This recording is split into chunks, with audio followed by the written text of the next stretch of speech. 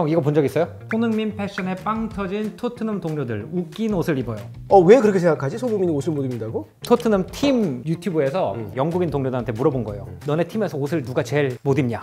그러니까 토트넘 동료들이 피식피식 하더니 써니가 옷을 좀 이상하게 입고 다닌다. 열받는데?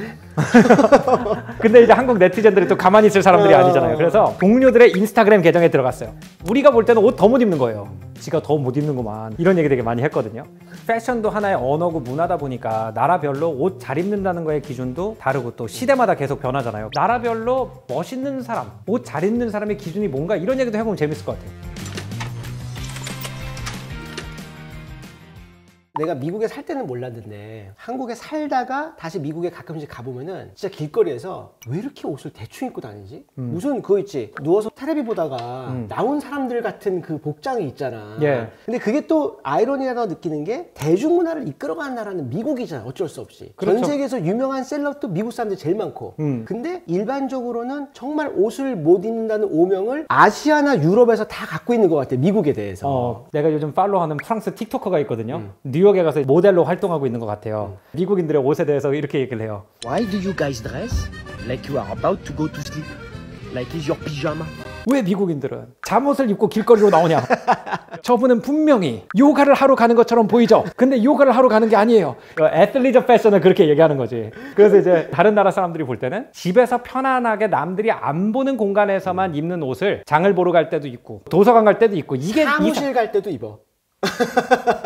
주변의 친구들이나 동료들을 보면은 일단 패션에 진심으로 관심이 없고 멋을 낸다는 거를 조금 불편해한다는 걸 많이 느꼈어. 그럼 이분들이 중요하게 생각하는 건 뭐냐? 편한 옷이야, 편한 옷. 그래서 미국인들이 좋아하는 옷들 봐봐. 청바지, 반바지, 티셔츠, 후드티, 추리닝, 운동화, 야구 모자 다 그냥 캐주얼한 옷들이잖아. 그리고 아무렇게나 입어도 되는 거야. 그렇지. 그리고 그런 옷들이 대부분은 미국의 대중문화를 타고 전 세계로 퍼졌잖아. 그래서 뭐 옛날에 제임스 딘과 청바지, 마이클 조단과 농구화, 페리스 힐튼과 추리닝 패션 이런 것들이 다 미국 사람들이잖아. 특히 미국에서도 옷을 못 입기로 정평이 난 데가 형이 일하는 실리콘밸리잖아요. 왜 실리콘밸리에서는 후드티만 입을까라는 에피소드를 만들었는데 얼마나 많은 사람이 공감을 해서 그게 우리 채널에서 조회수가 제일 많은 컨텐츠 중에 하나잖아요. 걔 때문에 MMM 시작된 거 아니야? 맞아.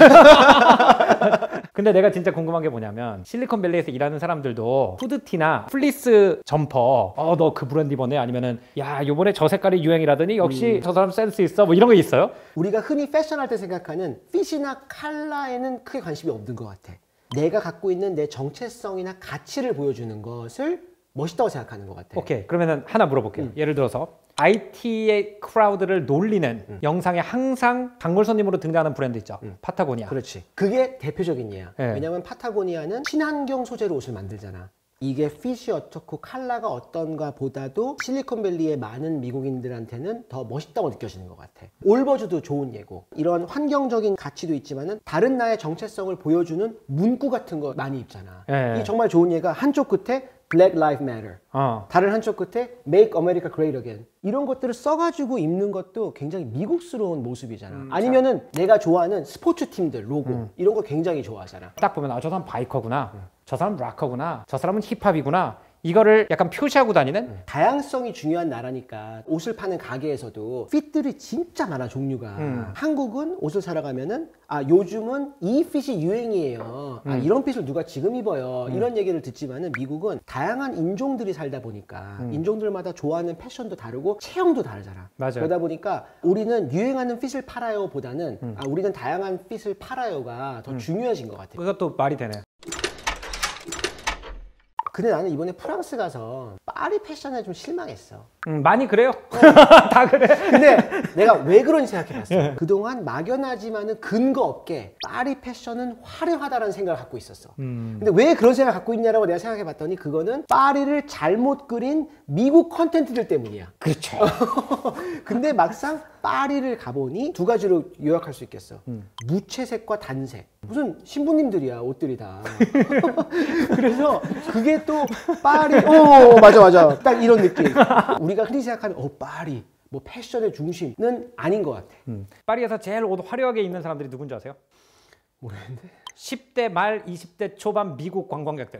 아 기가 막혀 기가. 뉴욕의 어퍼 웨스트 사이드나 뭐 베버리 힐즈 이런데 이제 애들이 파리스 그러면서 이제 오잖아요. 이제 이 친구들은 자기네가 미국 미디어를 통해서 본 파리 룩을 딱 보고 미리 그 옷을 그대로 딱 사서 그대로 입고 온단 말이에요. 그러니까 에밀리 인 파리가 잘못 심어준 그 모습이. 아니 에밀리 파리는 제대로 심어줬죠. 왜냐면 에밀리가 미국 사람이잖아요. 아 그렇네. 그잖아. 그렇네. 에밀리가 파리 사람이 아니잖아. 그렇네. 내가 프랑스에서 생활을 해보니까 프랑스 친구들은 약간 두 가지 금기가 있더라고요.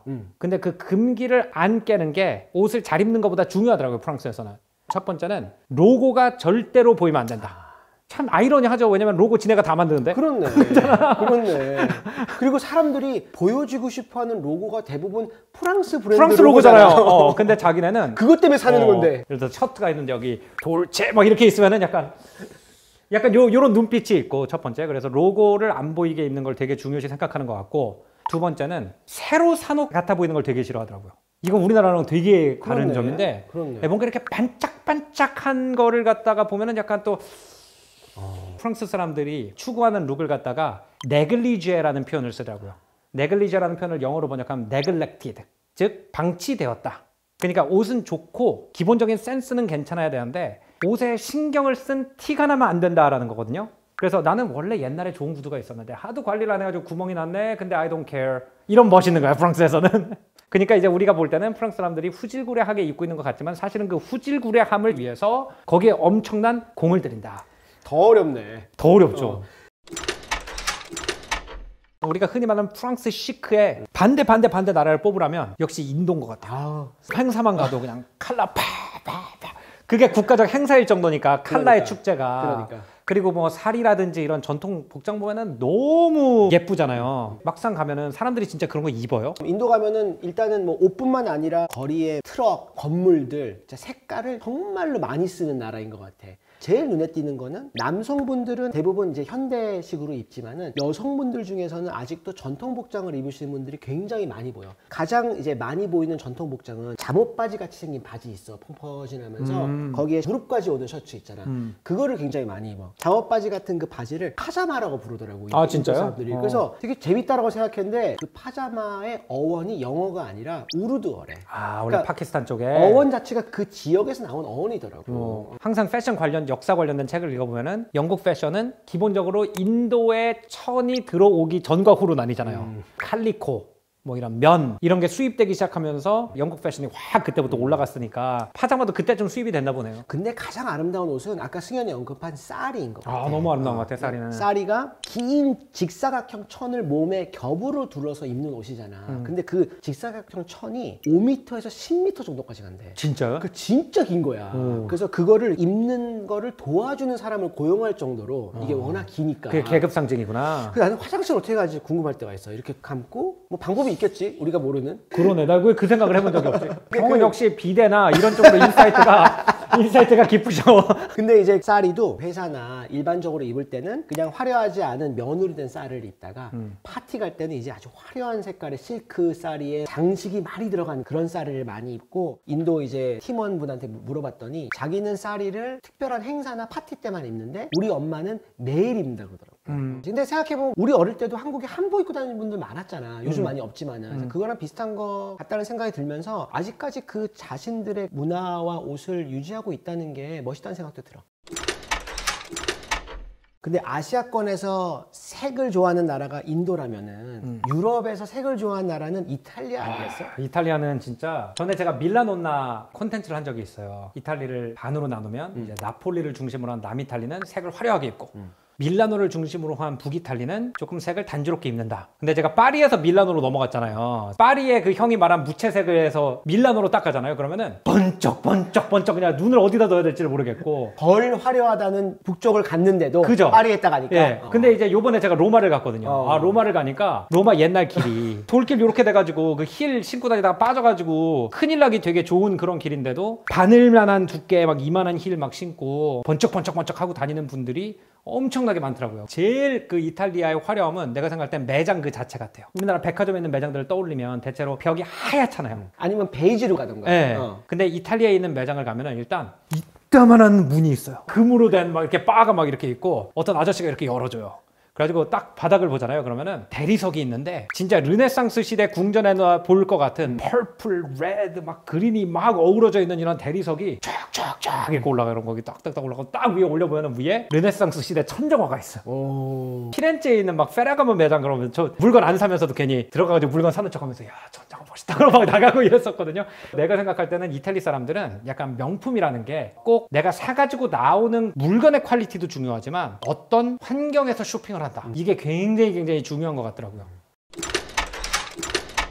근데 저는 진짜 신기한 게 있어요. 올해 우리나라의 패션이 완전 180도 바뀌었잖아요. 지난 10년 정도까지 점점 피트가 타이트해지다가 갑자기 확 늘어났지. 확 늘었잖아요. 네. 그래가지고 그때 그 기억나요? 우리가 작년에 그래. 내년 트렌드 얘기할 그래. 때 오버핀 얘기했잖아. 네, 형은 퍼질 거라고 그랬고 난 안 퍼질 거라고 그랬잖아요. 어. 근데 퍼졌네. 완전 퍼졌지. 네, 형이 맞았어요. 네. 근데 난 이게 너무 신기한 게 뭐냐면은 옛날 옷이 다 어디로 갔을까? 우리나라가 옛날부터 유행에 민감하다는 거는 알고 있지만 패션이 바뀌면 그 옷들이 다 어디로 갈까? 근데 어디로 가는지 몰라도 어떻게 지금 유행하는 옷을 그렇게 빨리빨리 살 수 있을까 생각해 보면은 우리가 유행하는 옷을 빨리 싸게 만드는 거를 패스트 패션이라 그러잖아. 나는 그 원조가 우리 어릴 때 가던 동대문 시장, 이대 앞에 옷가게. 완전 이거는 패스트 패션의 성지였던 것 같아. 그지. 그리고 요즘은 그게 온라인으로 넘어왔잖아. 그치, 무슨 드라마 뜨면 옛날에 동대문에서 무슨 드라마 나왔던 맞아. 스타일 쫙 하면은 뭐 누구누구 스타일, 누구 치마, 누구 니트 뭐 이런 게 있잖아. 그리고 요즘은 그게 온라인으로 완전 넘어왔잖아. 그래서 온라인 가면은 지금 이 시간에 유행한 옷을 아주 쉽게 살 수 있고 당일 배송이 되는 놀라운 나라야 진짜 우리나라는. 그러니까 상당히 경제적으로 최신 패션 옷을 갖다가 사서 당일 배송으로 내일 바로 입고 나갈 수가 있기 때문에 그러니까. 아 이거 유행은 따라가고 싶은데 옛날 옷이 너무 많이 쌓여서 이거 버릴 수도 없고 아예 그냥 옛날 스타일로 입자 이런 게 별로 적용이 안 된다.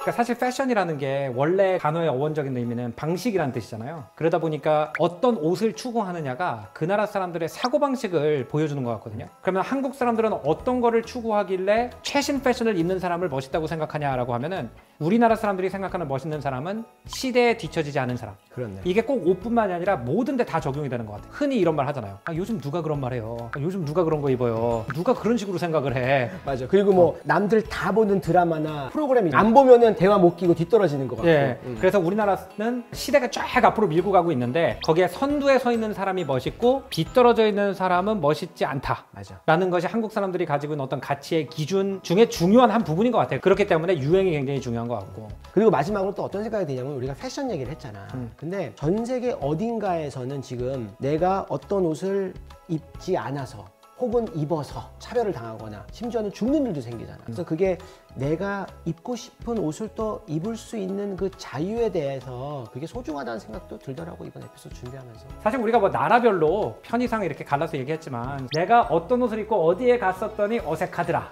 라는 경험을 좀 나눠주시면은 그런 조그마한 것들 안에도 문화 차이라는 게 존재하는구나 라고 우리 같이 깊은 생각을 할 수 있는 그런 기회가 될 수 있을 것 같아요. 그리고 오늘 저랑 조승현 작가가 입은 옷이 서로의 스타일과 취향을 굉장히 잘 보여주는 패션이에요. 누가 더 멋있는지 답글에 남겨주시고 형 그거 하지 마. 감사하겠습니다. 형. 다음 시간에도 더 재밌는 주제를 더 다양한 시각으로 찾아오도록 하겠습니다. 감사합니다. 안녕히 계십시오. Santa Claus